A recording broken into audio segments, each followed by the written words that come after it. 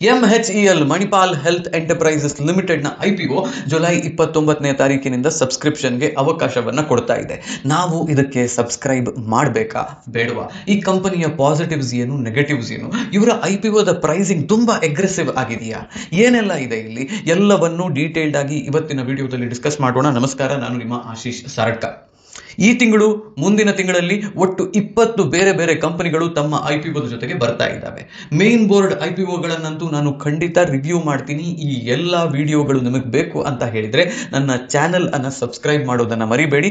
ಇವತ್ತಿನ ವಿಡಿಯೋಗೆ ನೇರವಾಗಿ ನಾವೀಗ ಜಂಪ್ ಆಗೋಣ. ಮಣಿಪಾಲ್ ಹೆಲ್ತ್ ಎಂಟರ್ಪ್ರೈಸಸ್ ಲಿಮಿಟೆಡ್ನ IPOದ ರಿಸರ್ಚ್ ರಿಪೋರ್ಟ್ ಇಲ್ಲಿದೆ. ಇದನ್ನ ನಿಮಗೆ ವಿಡಿಯೋದ ಕೊನೆಯಲ್ಲಿ ಅಟ್ಯಾಚ್ ಮಾಡ್ತೀನಿ. ಏನಿದೆ ಇಲ್ಲಿ? ಭಾರತದ ಅತಿ ದೊಡ್ಡ multi specialty hospital by bed capacity, 9,275 ಕೋಟಿ ರೂಪಾಯಿಯ IPO ಇದು. ಇದರಲ್ಲಿ 8,000 ರೂಪಾಯಿಯ ಫ್ರೆಶ್ ಇಶ್ಯೂ ಇದೆ. ಏನಿದೆ ಇದರಲ್ಲಿ ಎಲ್ಲವನ್ನು ಕೂಡ ನೋಡಿಕೊಂಡು ಹೋಗೋಣ. ಮೊದಲಿಗೆ ಪ್ರೈಸ್ ಬ್ಯಾಂಡ್ 560 ರೂಪಾಯಿಯಿಂದ 590 ರೂಪಾಯಿಯ ಪ್ರೈಸ್ ಬ್ಯಾಂಡ್ ಇರುತ್ತೆ. ಒಂದು ಲಾಟ್ನಲ್ಲಿ 20 ಶೇರ್ಗಳಿರ್ತವೆ. ಫ್ರೆಶ್ ಇಶ್ಯೂ 8,000 ಕೋಟಿ. ಇದು ತುಂಬಾ ಮುಖ್ಯ ಆಗುತ್ತೆ. ಯಾಕೆ ಅಂತ ವಿಡಿಯೋದಲ್ಲಿ ಗೊತ್ತಾಗುತ್ತೆ. ಆಫರ್ ಫಾರ್ ಸೇಲ್ 1,275 ಕೋಟಿ ರೂಪಾಯಿ ಇದೆ. Post issue market cap upper band ನಲ್ಲಿ ನೀವು ನೋಡ್ತೀರಿ ಅಂದ್ರೆ 77,000 ಕೋಟಿ ರೂಪಾಯಿಯ ಮಾರ್ಕೆಟ್ ಕ್ಯಾಪ್ ಅನ್ನು ಹೊಂದಿರುವಂತಹ ಕಂಪನಿ ಇದಾಗಿರುತ್ತೆ. ಇನ್ನೊಂದು 23,000 ಕೋಟಿ ಆಡ್ ಆಯ್ತು ಅಂತ ಹೇಳಿದ್ರೆ this will become a large cap company.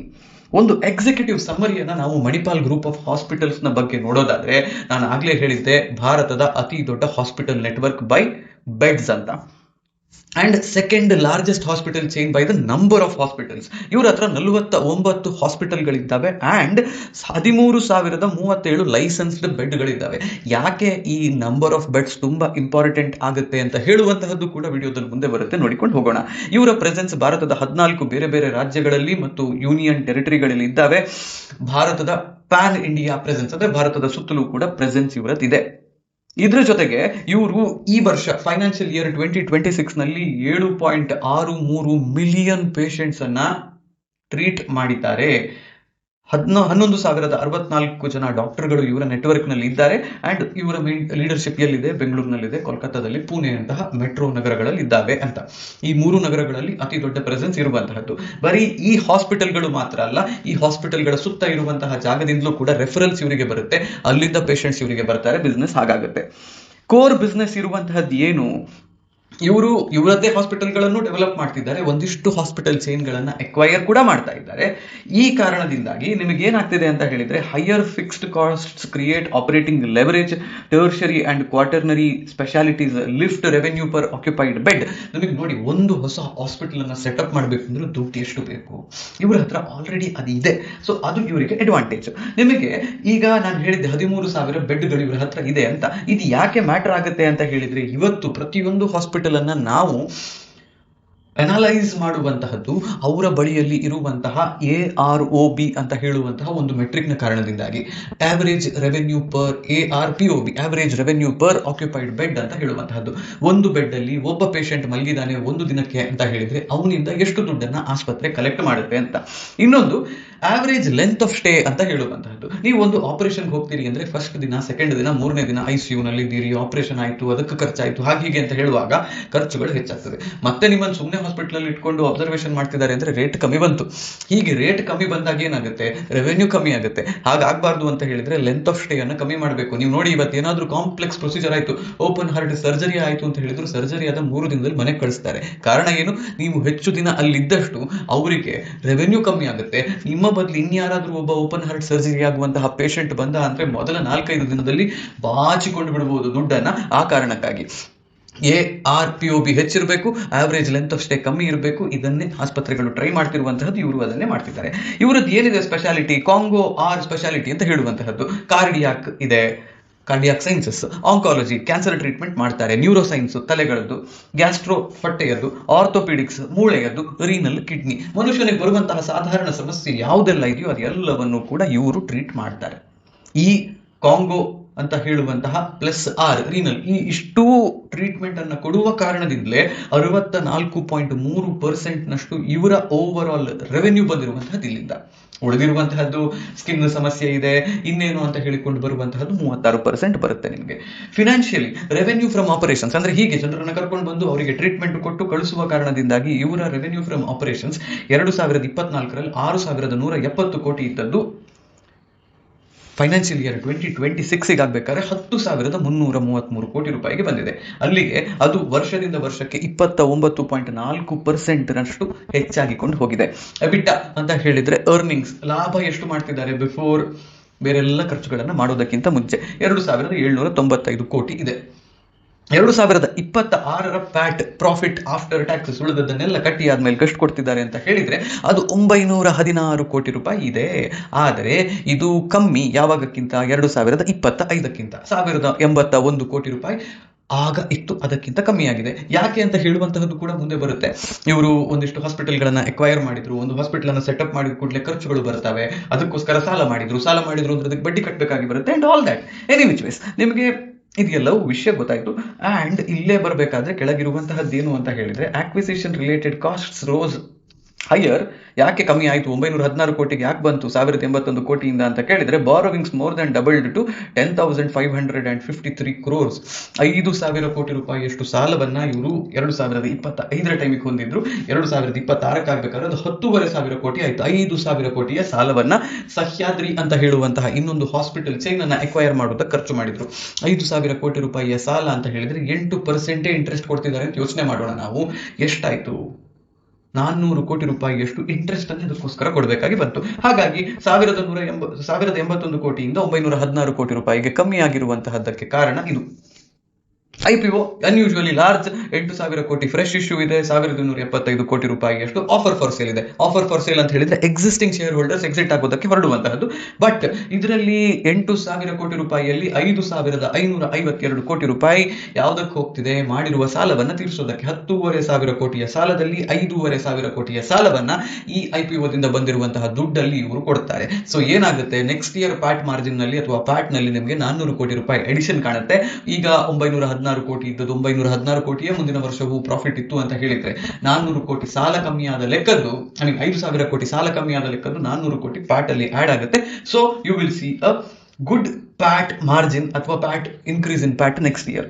ಆಯ್ತಲ್ಲ, ಏನಾಯ್ತು ಇನ್ನೀಗ ಅದರಲ್ಲಿ ಹೇಳಿದೆ 575 ಕೋಟಿ ಇನ್ನೂ ಇರುವಂತಹದ್ದು ಮೈನಾರಿಟಿ ಸ್ಟೇಕ್ ಸಹ್ಯಾದ್ರಿಯಲ್ಲಿ ತಗೊಳ್ಳೋದಕ್ಕೆ. ಆಸ್ಪತ್ರೆಯನ್ನು ತಗೊಂಡಿದ್ದಾರೆ, ಅದರಲ್ಲಿ ಇರುವಂತಹ ಇವರ ಓವರ್ ಆಲ್ ಶೇರ್ ಹೋಲ್ಡಿಂಗ್ ಅನ್ನು ಹೆಚ್ಚು ಮಾಡೋದಕ್ಕೆ ಪ್ರಯತ್ನ ಪಡ್ತಾ ಇದ್ದಾರೆ. ಈಗ ಆಯ್ತಪ್ಪ, ಮಣಿಪಾಲ್ ಹಾಸ್ಪಿಟಲ್ ಅಂತ ಹೇಳುವಂತಹದ್ದು ಏನು, ಬಾಟಮ್ ಲೈನ್ ಏನಿದ್ರದ್ದು, Manipal is a scarce high quality hospital franchise with genuine scale and integration capability. The operating story is attractive. IPO valuation is a narrow doors way. ಅಂದ್ರೆ IPO super, company super, Manipal hospitals is a very good hospital. ತುಂಬಾ ದೊಡ್ಡ network of hospital chains ಇವ್ರ ಹತ್ರ ಇದೆ, ಇವ್ರ ಹತ್ರ ತುಂಬಾ ಬೆಡ್ಗಳು ಇದ್ದಾವೆ, ಪೇಷಂಟ್ಸು ಬರ್ತಾ ಇದ್ದಾರೆ, ಎಲ್ಲವೂ ಚೆನ್ನಾಗಾಗ್ತಿದೆ. ಬಟ್ ಇವ್ರು ಏನ್ ಮಾಡಿದ್ದಾರೆ ಅಂದ್ರೆ ಪ್ರೈಸಿಂಗ್ ಅನ್ನು ರಪ್ ಅಂತ ಮೇಲೆ ಹಾಕಿಟ್ಟಿದ್ದಾರೆ. ಅದೊಂದು ಸಮಸ್ಯೆ. ಈಗ ನೀವು IPO ಅನ್ನ ಲಿಸ್ಟ್ ಮಾಡ್ಬೇಕಾದ್ರೆ ಲಿಸ್ಟಿಂಗ್ ಪ್ರೈಸ್ ಅಲ್ಲ, IPO ಆಫರ್ ಪ್ರೈಸ್ ಭಯಂಕರ ಹೆಚ್ಚಿಟ್ಟು ಬಿಟ್ರೆ ಮತ್ತದ್ರಲ್ಲಿ IPO ಅಪ್ಲೈ ಮಾಡ್ತಿರೋರ್ಗೆ ಏನಾದ್ರು ಬೇಕಲ್ಲ ತಗೊಳ್ಳೋದಕ್ಕೆ. ಏನಾಗ್ತಿದೆ ಅನ್ನೋದನ್ನ ನೋಡೋಣ. ಏನೇನೆಲ್ಲ ಇದೆ ಇದನ್ನ ನೀವು ಡಾಕ್ಯುಮೆಂಟ್ ನಾನು ಶೇರ್ ಮಾಡಿರ್ತೀನಿ, ಅದರಲ್ಲಿ ನೋಡಬಹುದು. ಬೆಸ್ಟ್ ಇನ್ ಕ್ಲಾಸ್ 49 ಹಾಸ್ಪಿಟಲ್ಸ್ ಇದೆ ಅಂತ ಹೇಳಿದ್ದೆ. ಅಂಡ್ ಎವ್ರಿಥಿಂಗ್ ಎಲ್ಸ್ ಗ್ರೋತ್ಗೆ ಅವಕಾಶ ಇದೆ. ಆಪರೇಷನ್ಸ್ ಕಾಂಗೋ ಅಂತ ಹೇಳಿದ್ದೆ, ಅದು ಭಯಂಕರ ಉಂಟು. ಪ್ರಾಫಿಟಬಿಲಿಟಿ ಚೆನ್ನಾಗಿದೆ. ಈ ವರ್ಷ ಏನಾಗಿತ್ತು ಅಂತ ಎಕ್ಸ್ಪ್ಲೈನ್ ಮಾಡಿದ್ದೀನಿ, ಕಂಟಿನ್ಯೂ ಮಾಡೋಣ. ಬ್ಯಾಲೆನ್ಸ್ ಶೀಟ್ ಏನಾಗಿದೆ, ಲೆವರೇಜ್ ಇದೆ, 10,000 ಕೋಟಿಯ ಸಾಲ ಇದೆ. ಬಟ್ 5,000 ಕೋಟಿಯನ್ನ ಡಮ್ ಅಂತ ಹೇಳಿ ಇವರು ತೀರಿಸ್ತಾ ಇದ್ದಾರೆ.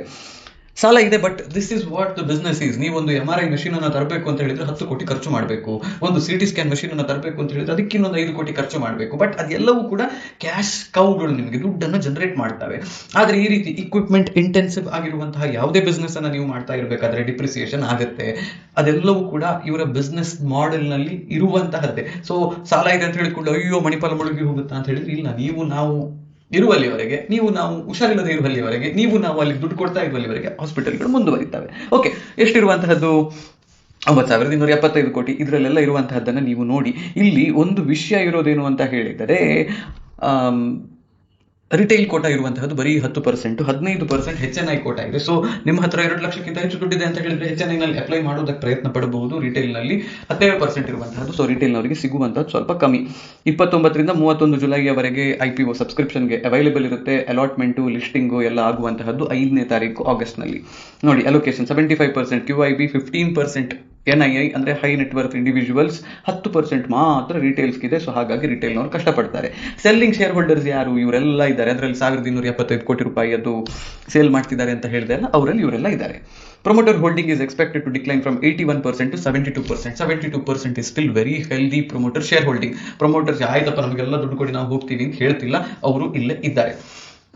Use of fresh issue proceeds ಏನು, 5,000 ಅದೇ ಹೇಳಿದೆ, ಸಾಲ ಮರುಪಾವತಿ ಮಾಡೋದಕ್ಕೆ ಇನ್ನೊಂದು 570 ಕೋಟಿ ರೂಪಾಯಿ. ಸಹ್ಯಾದ್ರಿಯಲ್ಲಿ ಇವರ ಓವರ್ ಆಲ್ ಸ್ಟೇಕ್ ಅನ್ನು ಹೆಚ್ಚು ಮಾಡೋದಕ್ಕೆ ಇರುವಂತಹದ್ದು ಅಂತ. ಈ ಹಾಸ್ಪಿಟಲ್ಸ್ ದುಡ್ಡು ಮಾಡೋದು ಹೇಗೆ, ಹಾಸ್ಪಿಟಲ್ಸ್ ದುಡ್ಡು ಮಾಡೋದು ಹೇಗೆ ಅಂತ ಹೇಳೋದನ್ನ ಎಕ್ಸ್ಪ್ಲೈನ್ ಮಾಡ್ಬೇಕಂತೆ. ನಿಮಗೆ ಗೊತ್ತಿರುವಂತಹದ್ದೇ, ನೀವು ಅಲ್ಲಿ ಹೋಗ್ತೀರಿ, ನಿಮ್ಮನ್ನು ಅವ್ರು ಕುಯ್ತಾರೆ, ನೀವು ಕುಯಿಸ್ಕೋತೀರಿ, ದುಡ್ಡು ಕೊಡ್ತೀರಿ, ದುಡ್ಡು ತಗೋತಾರೆ, ದುಡ್ಡು ಮಾಡ್ತಾರೆ.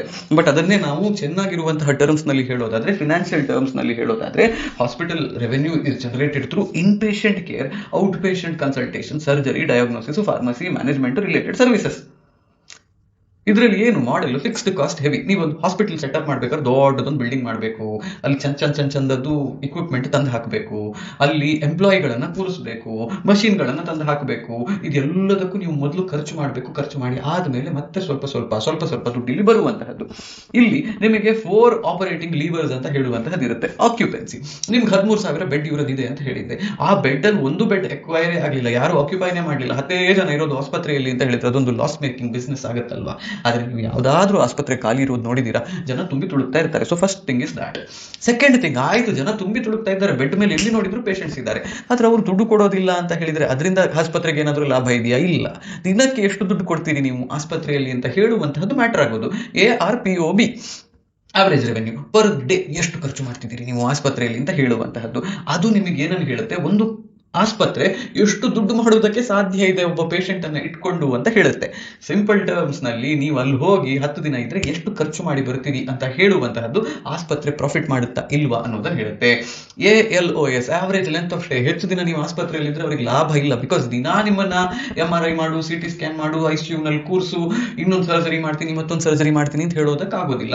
ಒಂದೇ ಸರ್ತಿ ಅದನ್ನೆಲ್ಲ ಹೇಳೋದು, ಒಂದ್ ಸರ್ತಿ ಅದನ್ನ ಹೇಳಿ 4 ದಿನಕ್ಕೆ ಬಿಲ್ ಮಾಡಿಬಿಟ್ಟು ಹೋಗಿ ಅಂತ ನಿಮ್ಮನ್ನು ಕಳಿಸ್ತಾ ಇರಬೇಕು. So then lesser the number of days you stay for a complex medical situation, the higher is the amount that the hospital earns from you. Speciality mix, ನಿಮ್ಮ ಹತ್ರ ಏನೇನೆಲ್ಲ ಇದೆ, ನನ್ನ ಹತ್ರ ಬರೀ ಕಿಡ್ನಿ ಮಾತ್ರ ಟ್ರೀಟ್ಮೆಂಟ್ ಅಂತ ಹೇಳಿದ್ರೆ ದುಡ್ಡು ಮಾಡೋದಕ್ಕಾಗೋದಿಲ್ಲ. ಕಿಡ್ನಿ ಉಂಟಾ, ತಲೆ ಉಂಟಾ, ಹಾರ್ಟ್ ಉಂಟಾ, ಕ್ಯಾನ್ಸರ್ ಉಂಟಾ, ಮೂಳೆ ಉಂಟಾ, ಎಲ್ಲ ನನ್ನ ಹತ್ರ ಉಂಟು, ನೀನು ಇಲ್ಲೇ ಬಾ ಅಂತ ಹೇಳಿದ್ರೆ ನೀವು ದುಡ್ಡು ಮಾಡ್ತೀರಿ. ಸೊ ಅದೆಲ್ಲ ಆಗುತ್ತೆ. ಬಾಟಮ್ ಲೈನ್ ಏನು ಇಲ್ಲಿ ಮತ್ತೆ ಯಾವಾದ್ರಿಂದ ಆಗುತ್ತೆ, ಹೆಚ್ಚು ಬೆಡ್ ಬೇಕು, ಬೆಡ್ ಅಲ್ಲಿ ಹೆಚ್ಚು ಪೇಷಂಟ್ ಬೇಕು, ಹೆಚ್ಚು ಪೇಷಂಟ್ ಇದ್ದಾಗ ಅವನು ಹೆಚ್ಚು ದುಡ್ಡು ಕೊಡಬೇಕು, ಹಾಗೆ ದುಡ್ಡು ಕೊಟ್ಟಾದ್ಮೇಲೆ ತುಂಬಾ ದಿನ ಅವನು ಇರಬಾರ್ದು, ಬೇಗ ಮನೆಗೆ ಹೋಗ್ಬೇಕು. ಇದಿಷ್ಟು ಇದೆ ಅಂತ ಹೇಳಿದ್ರೆ ನಿಮಗೆ ಹಾಸ್ಪಿಟಲ್ಸ್ ಪ್ರಾಫಿಟ್ ಮಾಡುತ್ತೆ. ಭಾರತದಲ್ಲಿ ಹಾಸ್ಪಿಟಲ್ ಇಂಡಸ್ಟ್ರಿದ ಅಪರ್ಚುನಿಟಿ ಏನು? ನಮ್ಮಲ್ಲಿ ಅಪರ್ಚುನಿಟಿ ಬಗ್ಗೆ ಕೇಳಬೇಕಾದ್ರು, ಜಗತ್ತಿನ ಅತ್ಯಂತ ಹೆಚ್ಚು ಪಾಪ್ಯುಲೇಷನ್ ಇರುವಂತಹ ದೇಶ, ಆದ್ರೆ ಇಷ್ಟೂ ದೊಡ್ಡ ಪಾಪ್ಯುಲೇಷನ್ ಇರುವಂತಹ ದೇಶದಲ್ಲಿ ನಮ್ಮಲ್ಲಿರುವಂತಹದ್ದು ತುಂಬಾ ಕಮ್ಮಿ ಒಳ್ಳೆ ಕ್ವಾಲಿಟಿ ಹಾಸ್ಪಿಟಲ್ಸು. ಜಪಾನ್ನಲ್ಲಿ 1000 ಜನರಿಗೆ 125 ಬೆಡ್ ಇದೆಯಂತೆ, ಆದ್ರೆ ಭಾರತದಲ್ಲಿ 1000 ಜನರಿಗೆ ಇರುವಂತಹದ್ದು ಬರೀ 11.2 ಬೆಡ್. ನಮ್ಮಲ್ಲಿ ರೋಗ ಬಂದ್ರೆ ರೋಗಿಗೆ ಹೋಗಿ ಮಲ್ಕೋದಕ್ಕೆ ಬೆಡ್ ಇರೋದಿಲ್ಲ. ಸೊ ಇದುವೇ ನಿಮಗೆ ಇಲ್ಲಿ ಒಂದು ಅಪರ್ಚುನಿಟಿ. ವರ್ಷದಿಂದ ವರ್ಷಕ್ಕೆ ನಿಮ್ಮ ಎಲ್ಲರ ಸಂಬಳ ಹೆಚ್ಚಾಗ್ತಿದೆ, ಹೆಲ್ತ್ ಇನ್ಶೂರೆನ್ಸ್ ತಗೊಳ್ಳಿ ಅಂತ 4 ವರ್ಷದಿಂದ ನಾನು ಹೇಳ್ತಾ ಇದ್ದೇನೆ. ನೀವು ಹೆಲ್ತ್ ಇನ್ಶೂರೆನ್ಸ್ ತಗೊಂಡ್ಮೇಲೆ ಗವರ್ಮೆಂಟ್ ಆಸ್ಪತ್ರೆಗೆ ಹೋಗ್ತೀರಾ? ಇಲ್ಲ, ಬಿಕಾಸ್ ಇನ್ಶೂರೆನ್ಸ್ ಪೇಸ್ ಯು ಮನಿ. ನೀವು ಅದಕ್ಕೆ ಒಂದು ಒಳ್ಳೆ ಕ್ವಾಲಿಟಿ ಹಾಸ್ಪಿಟಲ್ಗೆ ಹೋಗೋಣ ಅಂತ ಮಣಿಪಾಲಕ್ಕೆ ಹೋಗ್ತೀರಾ, ಮಣಿಪಾಲದವರು ನಿಮಗೆ ಚಾರ್ಜ್ ಮಾಡ್ತಾರೆ. ಹೀಗೆ ಹೆಚ್ಚೆಚ್ಚು ಜನ ಹೆಲ್ತ್ ಇನ್ಶೂರೆನ್ಸ್ ಮಾಡಿಸಿದಾಗ, ಹೆಚ್ಚೆಚ್ಚು ಜನರಿಗೆ ಒಂದು ಒಳ್ಳೆ ಆಸ್ಪತ್ರೆ ಕಾಣೋದಕ್ಕೆ ಶುರುವಾದಾಗ ಅಲ್ಲಿ ಬೆಡ್ ಕೆಪಾಸಿಟಿ ಹೆಚ್ಚು ಬೇಕಾಗುತ್ತೆ, ಹೊಸ ಹಾಸ್ಪಿಟಲ್ಗಳನ್ನು ಸೆಟಪ್ ಮಾಡಬೇಕಾಗುತ್ತೆ. ನಮ್ಮಂತವರು diabetes capital of the world ಅಂತ ನಮ್ಮನ್ನ ಕರೀತಿದ್ದೀವಿ. So Bharat is an opportunity for hospitals. ನಮ್ಮಲ್ಲಿ ಹಾರ್ಟ್ ಅಟ್ಯಾಕ್ ಆಗಿ ಸಾಯೋರು ಹೆಚ್ಚಾಗ್ತಿದ್ದಾರೆ, ಕಿಡ್ನಿ ಫೇಲ್ಯೂರ್ ಆಗೋರು ಹೆಚ್ಚಾಗ್ತಿದ್ದಾರೆ. ಸರ್ಕಾರಗಳು ಆರಾಮದಲ್ಲಿ ಕುಡಿರಪ್ಪ ಅಂತ ಬೇಕಾದ ಹಾಗೆ ದುಡ್ಡು ಕೊಡ್ತಾ ಇದ್ದಾರೆ ಎಣ್ಣೆ ಕುಡಿಯೋದಕ್ಕೆ. ಸೊ ಹಾಗಿದ್ದಾಗ ರೋಗಗಳು ಹೆಚ್ಚಾಗ್ತವೆ, ಲೈಫ್ ಸ್ಟೈಲ್ ಡಿಸೀಸಸ್ ಹೆಚ್ಚಾಗುತ್ತೆ. IT ಇಂಡಸ್ಟ್ರಿಯಲ್ಲಿ ಇರುವವರು ಸ್ಟ್ರೆಸ್ ಅಂತ ಹೇಳಿ ಬೆನ್ನು ಮೂಳೆ ಮುರಿಯೋ ತರ ದುಡಿತಿದ್ದಾರೆ, ಸೊಂಟ ಮುರಿಯೋ ತರ ದುಡಿತಿದ್ದಾರೆ, ಅಲ್ಲಿಂದನೂ ಕೂಡ ದುಡ್ಡು ಬರುತ್ತೆ. ಸೊ ಇದನ್ನ ನೀವು ಓದಬಹುದು, ನಾನೇನು ಹೇಳಬೇಕಾಗಿಲ್ಲ, but you know what is the opportunity. ಈಗ ನೆಟ್ವರ್ಕ್ ಎಲ್ಲಿದೆ ಇವರದ್ದು, ವರ್ಷದಿಂದ ವರ್ಷಕ್ಕೆ ನೋಡಿ ಹಾಸ್ಪಿಟಲ್ ಬೆಡ್ಗಳನ್ನು ಹೆಚ್ಚು ಮಾಡ್ಕೊಂಡು ಹೋಗ್ತಾ ಇದ್ದಾರೆ. So that is a good thing. ಈ ಆಸ್ಪತ್ರೆ ದುಡ್ಡು ಮಾಡ್ತಿದೆ ಅಂತ ಹೇಳುವಂತಹದ್ದು ನೋಡಿ. ಫೈನಾನ್ಷಿಯಲ್ ಇಯರ್ 2024 ನಲ್ಲಿ 33 ಆಸ್ಪತ್ರೆ ಇತ್ತು ಇವರ ಹತ್ರ. 2025 ಆಗ್ಬೇಕಾದ್ರೆ 39 ಆಯ್ತು. 40 ಈ ವರ್ಷಕ್ಕಾಗ್ಬೇಕಾದ್ರೆ ಮತ್ತೆ 10 ಹೊಸ ಆಸ್ಪತ್ರೆಗಳನ್ನ ಆಡ್ ಮಾಡಿದ್ದಾರೆ.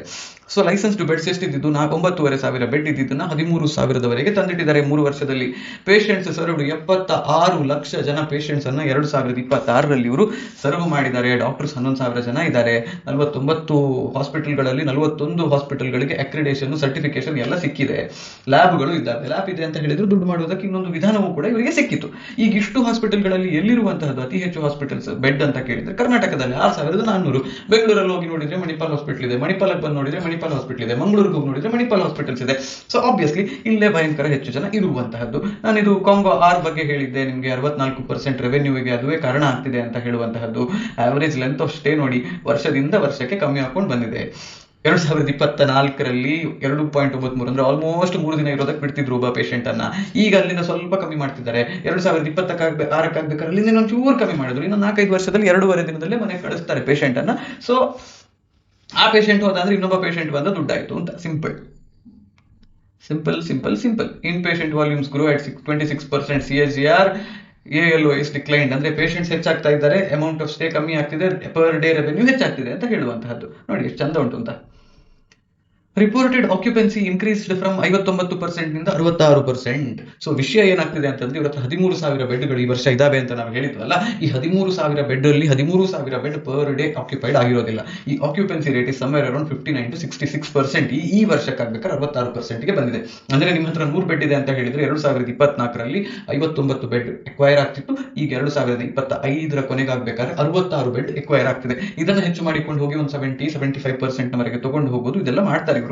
ಆಯ್ತು, ಈಗ ಇಷ್ಟೆಲ್ಲ ಬೆಡ್ ಆಯ್ತು. ಬೆಡ್ ಇರಬೇಕಾದ್ರೆ ದುಡ್ಡು ಎಲ್ಲಿಂದ ಬರ್ತಿದೆ ಅಂದ್ರೆ ಪೇಷಂಟ್ಸ್ ಎಲ್ಲಿಂದ ದುಡ್ಡು ಕೊಡ್ತಿದ್ದಾರೆ ಅಂತ ಕೇಳಿದ್ರೆ ಕ್ಯಾಶ್ ಕೊಡ್ತಿರುವವರು 30% ಜನ. ಹಬ್ಬ ಇದು ಕಮ್ಮಿ ಆಗ್ತಾ ಹೋದಷ್ಟು ನಮಗೆ ಒಳ್ಳೆಯದು. ಅಂದ್ರೆ ನಮಗೆ ಒಳ್ಳೆಯದು ಅಂದ್ರೆ ನಿಮಗೂ ಒಳ್ಳೆಯದು. ಆಸ್ಪತ್ರೆಗೆ ಕೈಯಿಂದ ದುಡ್ಡು ಹಾಕುವ ಹಾಗೆ ಆಗಬಾರದು. ಥರ್ಡ್ ಪಾರ್ಟಿ ಅಡ್ಮಿನಿಸ್ಟ್ರೇಟರ್ಸ್, TPA ಮತ್ತು ಇನ್ಶೂರೆನ್ಸ್ ಎಷ್ಟು ಜನರ ಹತ್ರ ಇದೆ ನೋಡಿ. ಇಲ್ಲಿ every video that we make gives us different perspectives. ಬರೀ 49.5% ಜನ ಇನ್ಶೂರೆನ್ಸ್ ಇಂದ ದುಡ್ಡನ್ನ ಪೇ ಮಾಡ್ತಿದ್ದಾರೆ. This is bad. We have to increase this number. Government 14% ದುಡ್ಡನ್ನು ಕೊಡ್ತಿದೆ. ನಿಮಗೆ ಆಯುಷ್ಮಾನ್ ಭಾರತ್ ಯೋಜನೆ ಇದೆ ಮತ್ತು ಬೇರೆ ಬೇರೆ ಯೋಜನೆಗಳಿದ್ದಾವೆ. ಅದರಿಂದ ಗವರ್ಮೆಂಟ್ 14% ದುಡ್ಡನ್ನು ಕೊಡ್ತಿದೆ. ಆದ್ರೆ ಇಲ್ಲಿ ವಿಷಯ ಏನು ಅಂತ ಹೇಳಿದ್ರೆ, ಹೀಗೆ ಕ್ಯಾಶ್ ಕೊಡುವವರು ಏನ್ ಮಾಡ್ತಾರೆ, ಆಸ್ಪತ್ರೆಯಿಂದ ಬಿಡುಗಡೆಯಾಗಿ ಹೋಗ್ಬೇಕಾದ್ರೆ ಕ್ಯಾಶ್ ಕೊಡ್ತಾರೆ. ಕ್ಯಾಶ್ಲೆಸ್ ಅಂದ್ರೆ TPA ಅಥವಾ ಇನ್ಶೂರೆನ್ಸ್ ಮೂಲಕ ಬರುವಂತಹದ್ದು ಅಂತ ಹೇಳಿ ಆದ್ರೆ ನೀವು ಆಸ್ಪತ್ರೆಯಿಂದ ಹೊರಗೆ ಬಂದ ಕೂಡಲೇ ಬಿಲ್ ಅಪ್ರೂವ್ ಆಯ್ತು ಅಂತ ಹೇಳಿದ್ರು ದುಡ್ಡು ಸಿಗೋದು ಆಸ್ಪತ್ರೆಗೆ ಟೈಮ್ ಆಗುತ್ತೆ. 45-90 ದಿನಗಳ ಸಮಯವನ್ನ ಇನ್ಶೂರರ್ಸ್ ತಗೊಳ್ತಾರೆ ಈ ಬಿಲ್ ಅನ್ನ ಆಸ್ಪತ್ರೆಗೆ ಕೊಡೋದಕ್ಕೆ. ಗವರ್ಮೆಂಟ್ ಇಂದ ದುಡ್ಡು ಬರುತ್ತೆ ಅಂದ್ರೆ ಆಬ್ವಿಯಸ್ಲಿ ನಿಮಗೆ ಗೊತ್ತಿದೆ ಗವರ್ಮೆಂಟ್ ನವರು ಲೇಟ್ ಮಾಡಿಯೇ ಮಾಡ್ತಾರೆ ಅಂತ ಹೇಳುವಂತಹದ್ದು. ಸೊ ಅದು ಇನ್ನೊಂದು ಸಮಸ್ಯೆ. ಬಟ್ ಅದೆಲ್ಲ ಬಿಡಿ. ಓಕೆ, ಅಕ್ವಿಸಿಷನ್ ಲೆಡ್ ಗ್ರೋತ್ ಇಲ್ಲಿರುವಂತಹ ಸ್ಟ್ರೆಂತ್ ಮತ್ತೆ ರಿಸ್ಕ್ ಏನು ಅಂತ ಕೇಳಿದ್ರೆ,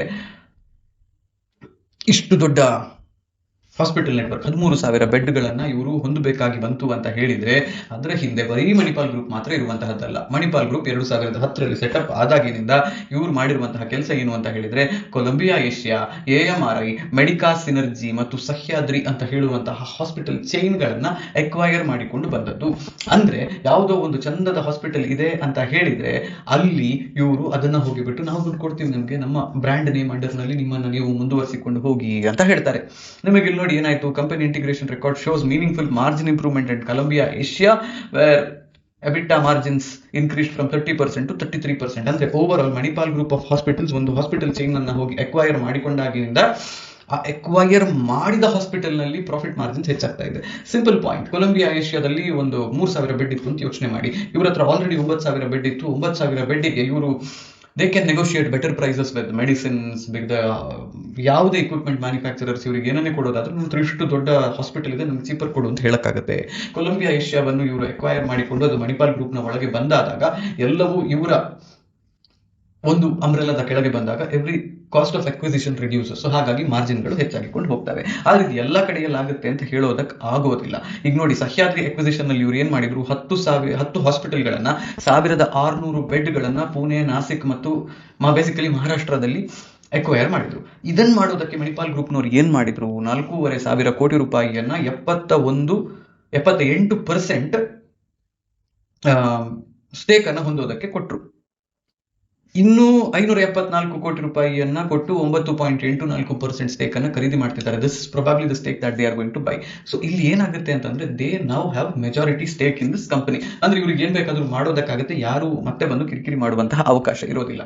ಈಗೇನಾಯ್ತು, ಮಣಿಪಾಲ್ ಗ್ರೂಪ್ಗೆ ಒಂದು ಹೆಸರಿದೆ. ಮಣಿಪಾಲ್ ಗ್ರೂಪ್ ನ ಅಂಡರ್ ನಲ್ಲಿ ಬರುವಂತಹ ಬೇರೆ ಹಾಸ್ಪಿಟಲ್ಗಳಿಗೂ ಕೂಡ ಅದೇ ಹೆಸರನ್ನ, ಅದೇ ಬ್ರ್ಯಾಂಡ್ ನೇಮ್ ಅನ್ನ ಬಳಕೆ ಮಾಡಿಕೊಂಡು ಇವರು ಟ್ರೀಟ್ಮೆಂಟ್ ಕೊಡೋದಕ್ಕೆ ಸಾಧ್ಯ ಆಗುತ್ತೆ. ಸಹ್ಯಾದ್ರಿಯಲ್ಲಿ ಮುಂಚೆ ಒಂದು ದಿನದ ಖರ್ಚು 10,000 ಆಗ್ತಿತ್ತು ಅಂತ ಹೇಳಿದ್ರೆ ಈಗ ಮಣಿಪಾಲ್ ಗ್ರೂಪ್ ನ ಅಂಡರ್ ನಲ್ಲಿ ಬಂದ ಮೇಲೆ ಅದು 12-13 ರೂಪಾಯಿ ಆಗಬಹುದು. ಇದಕ್ಕೆ ಇವರು ಖರ್ಚು ಮಾಡಿರುವಂತಹ ದುಡ್ಡು ಸ್ವಲ್ಪ ಇದೆ, ಅದನ್ನ ಅವರು ಓವರ್ ದ ಇಯರ್ಸ್ ತಗೋತಾರೆ. ಇಲ್ಲಿ ಸಮಸ್ಯೆ ಒಂದು ಬರುವಂತಹದ್ದು ಏನು ಅಂತ ಹೇಳಿದ್ರೆ, ಇಲ್ಲೇ ಹೇಳಿಬಿಡ್ತೀನಿ ನಾನು.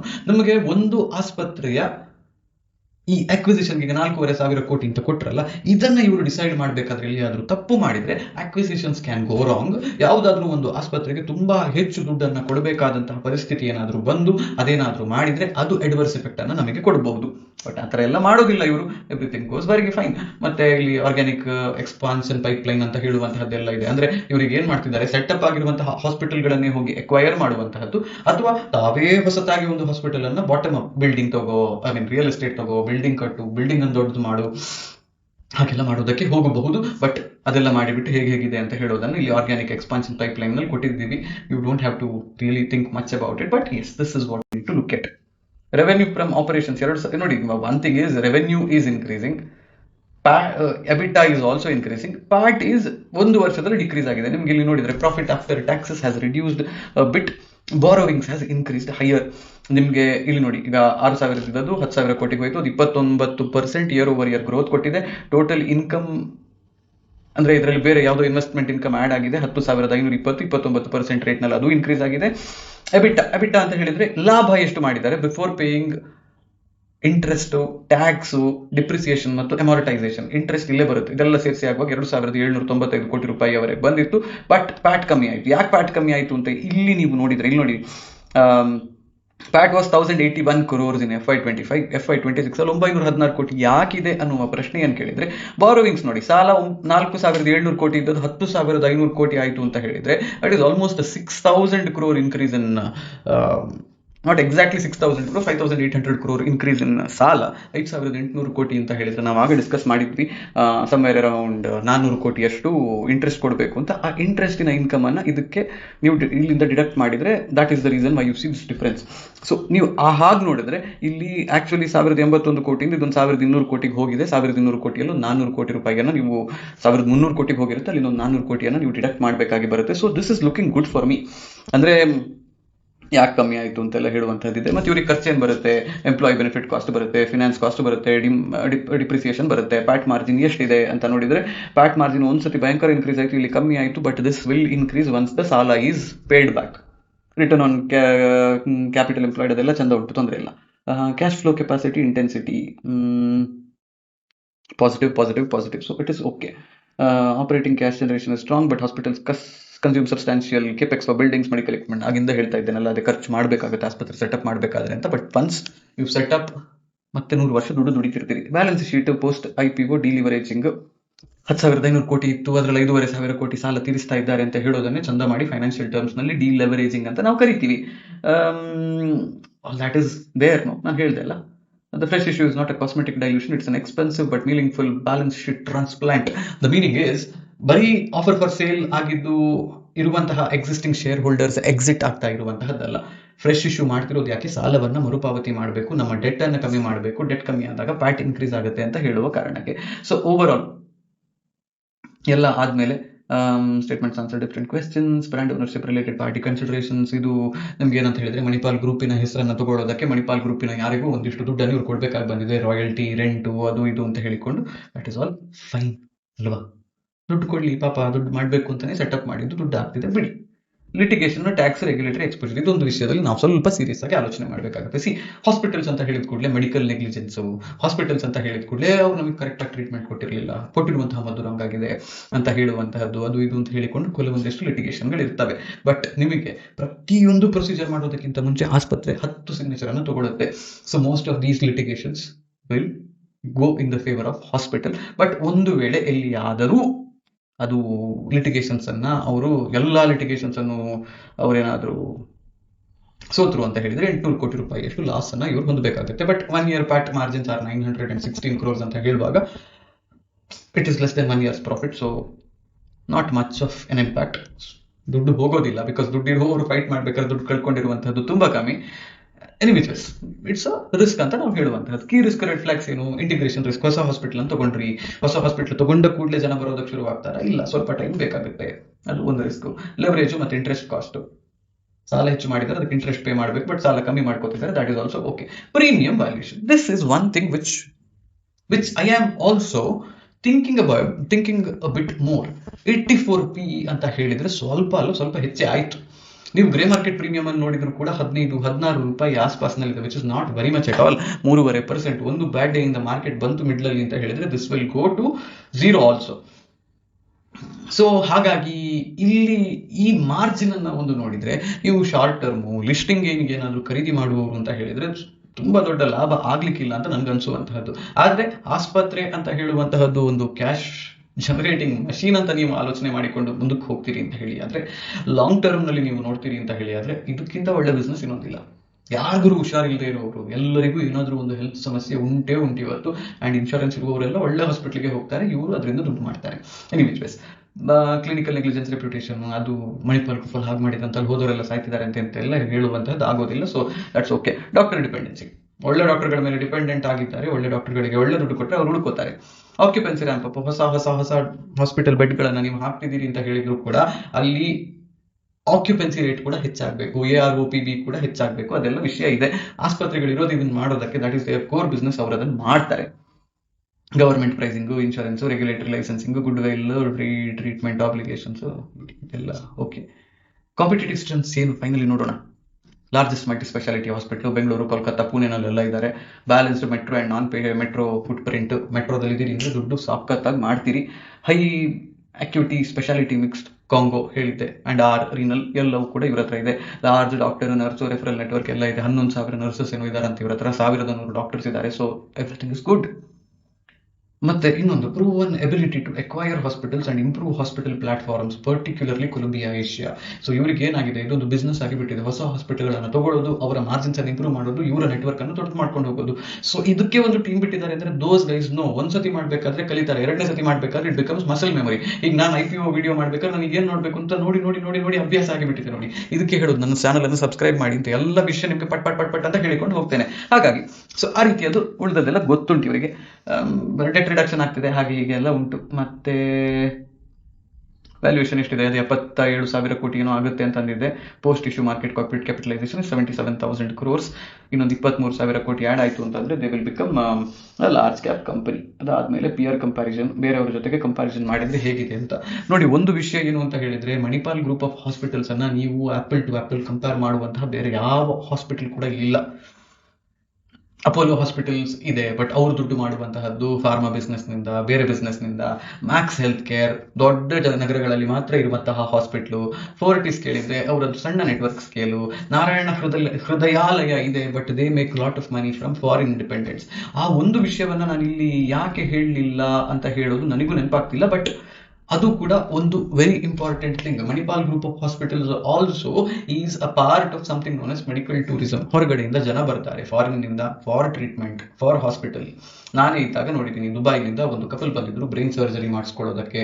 ಸೊ ಆಲ್ ದೋಸ್ ಥಿಂಗ್ಸ್ ದುಡ್ಡು ಮಾಡ್ತಾರೆ ಬಿಡಿಕರು. ಸೊ ಉಳಿದಿದ್ದೆಲ್ಲ ಇದೆ. ಈ ಡಾಕ್ಯುಮೆಂಟ್ ಅನ್ನ ನಿಮಗೆ ಅಟ್ಯಾಚ್ ಮಾಡ್ತೀನಿ. ನಾನು ಹೇಳಿದ್ದೆ ನಿಮಗೆ 14-15 ರೂಪಾಯಿಯ ಗ್ರೇ ಮಾರ್ಕೆಟ್ ಪ್ರೀಮಿಯಂ ಇದೆ for 570 rupees of issue price. 15-20 ರೂಪಾಯಿಯ grey market premium is nothing. ಅದು ಒಂದು ದಿನದ ನೆಗೆಟಿವ್ ಮಾರ್ಕೆಟ್ನಲ್ಲಿ ಬಿದ್ದು ಹೋಗುತ್ತೆ ಅಥವಾ ಡಮಾರ್ ಆಗುತ್ತೆ. ಬಟ್ ಬರೀ ಗ್ರೇ ಮಾರ್ಕೆಟ್ ಪ್ರೀಮಿಯಮ್ಮೇ ಎಲ್ಲವೂ ಅಲ್ಲ, ಒಂದು ಕ್ವಾಲಿಟಿ ಬಿಸ್ನೆಸ್ ಇಲ್ಲಿ 100% ಇದೆ. But the only thing is, if you are a long term investor, ಒಂದು ಸ್ವಲ್ಪ ವರ್ಷಕ್ಕಾದ್ರೆ ಇವರ ಬಿಸ್ನೆಸ್ ಮೇಲಕ್ಕೆ ಹೋಗುವಂತಹ ಸಾಧ್ಯತೆ, ಒಳ್ಳೆಯ ರಿಟರ್ನ್ಸ್ ಅನ್ನ ಕೊಡುವಂತಹ ಸಾಧ್ಯತೆ ಇದೆ ಅಂತ ಹೇಳೋದು ನನ್ನ ಅನಾಲಿಸಿಸ್. ನೋಡಿ, ಹಾಗಂತ ಹೇಳಿಕೊಂಡು ಅಪ್ಲೈ ಮಾಡಿದ್ರೆ ಸುಮ್ಮನೆ ಕೊರೋನಾ ಅಂತ ಹೇಳೋದಕ್ಕೂ ಆಗೋದಿಲ್ಲ. You never know what is going to happen. ಹಾಗಾಗಿ ನಾನು ಈ IPOದಲ್ಲಿ ಐ ಟೇಕ್ ಮೈ ಚಾನ್ಸಸ್. ನಾನು ಇಲ್ಲಿ ನನ್ನ ಆಸ್ಪತ್ರೆಗೆ ಹೋದ ವರ್ಷ ಭಯಂಕರ ದುಡ್ಡು ಖರ್ಚು ಮಾಡಿದ್ದೇನೆ. ಸೊ ಹಾಗಾಗಿ ಆ ಭಯಂಕರ ದುಡ್ಡಿನಲ್ಲಿ ಒಂದು ಸ್ವಲ್ಪ ದುಡ್ಡನ್ನ ವಾಪಸ್ ತಗೊಳ್ಳೋದಕ್ಕೆ ಇದೊಂದು IPO ನನಗೆ ದಾರಿ ಅಂತ ನನಗೆ ಅನ್ನಿಸ್ತಿರುವಂತಹದ್ದು. I will go by this IPO. ಇದು ಇನ್ವೆಸ್ಟ್ಮೆಂಟ್ ಅಡ್ವೈಸ್ ಅಲ್ಲ, this is just a video made for educational purposes. ನೀವು ಈ ವಿಡಿಯೋವನ್ನ ನೋಡಿ ಯಾವುದೇ ಡಿಸಿಷನ್ಸ್ ಅನ್ನು ತಗೊಳ್ಬೇಡಿ. ನಿಮ್ಮ ಫಿನಾನ್ಷಿಯಲ್ ಅಡ್ವೈಸರ್ ಹತ್ರ ಸಂಪರ್ಕ ಮಾಡಿ, ಅವರು ಹೇಳುವಂತಹ ಡೈರೆಕ್ಷನ್ ಅಲ್ಲಿ ನೀವು ಮುಂದುವರೆದು ಹೋಗಿ ಬರ್ತೀನಿ. ನಾನು ನಿಮ್ಮ ಆಶೀಶ್ ಸಾರಡ್ಕ. ಈ ವಿಡಿಯೋವನ್ನು ಇಲ್ಲಿ ತನಕ ನೋಡಿದಿರಿ, ಇದಿಷ್ಟು ಚಂದ ಇತ್ತು ಅಂತ ನಿಮಗೆ ಗೊತ್ತುಂಟು ಅಂತ ಹೇಳಿದ್ರೆ ದಯವಿಟ್ಟು ಇದನ್ನು ಬೇರೆಯವ್ರ ಜೊತೆಗೆ ಶೇರ್ ಮಾಡಿ. ಇಲ್ಲಿ ತನಕ ಈ ವಿಡಿಯೋವನ್ನು ನೋಡಿದ್ರೆ ಎಂತಾರು ಒಂದು ಚಂದದ ಕಮೆಂಟ್ ಅನ್ನ ವಿಡಿಯೋದಲ್ಲಿ ಹಾಕಿ ಹೋಗಿ ಬರ್ತೀನಿ. ಆಶೀಶ್ ಸಾರಡ್ಕ. ಶ್ರೀ ಕೃಷ್ಣ ಅರ್ಪಣ.